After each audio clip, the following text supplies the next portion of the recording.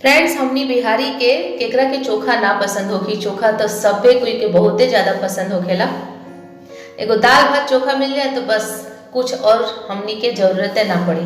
तो आज हम चोखा के बहुत सीधा सिंपल विधि रवा सबनी के साथ शेयर करतनी। आशा करतनी कि रवा सबनी के अच्छा लगी। एकरा खातिर सबसे पहले आलू के धो करके एकरा के उबाल ली।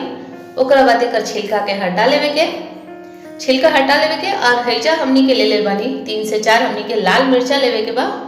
लाल मिर्चा के हमनी के कम आंच में तावा पे रख के सेक देवे के बा। रवा सबनी के एकरा के डायरेक्ट गैस में फ्लेम पे सेक सकीला जा। आग के ऊपर चिमटा से पकड़ के थोड़ा सा ऊपर रख के आग से थोड़ा दूर रख के सेकम जा, ना तो बहुत जल्दी जल जाएला।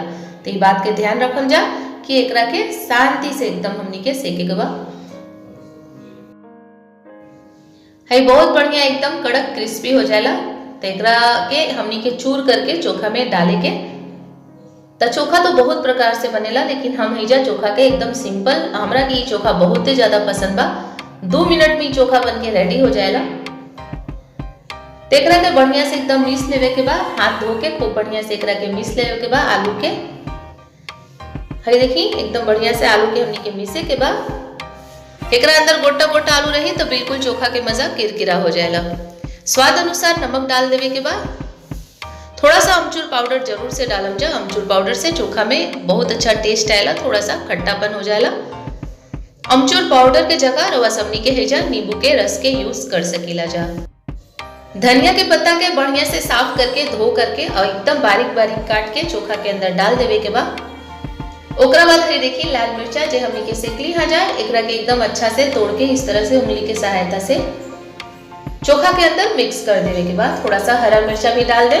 थोड़ा सा तीखा तीखा चोखा होकेला तब बहुत मजा आएला खाए में।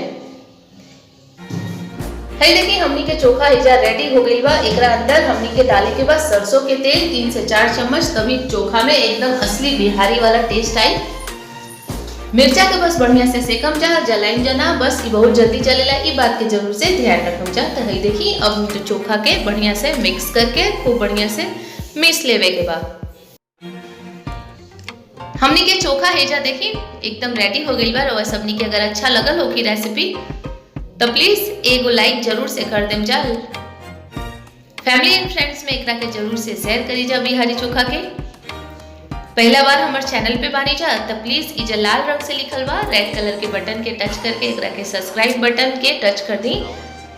3 गो घंटी आई तो ऊपर वाला घंटी के जरूर से बजा देम जा, घंटी के टच कर दी जा, जेकरा से कि हम जे भी वीडियो डालम रवा सबनी के फोन पर ओकर नोटिफिकेशन आ जाए।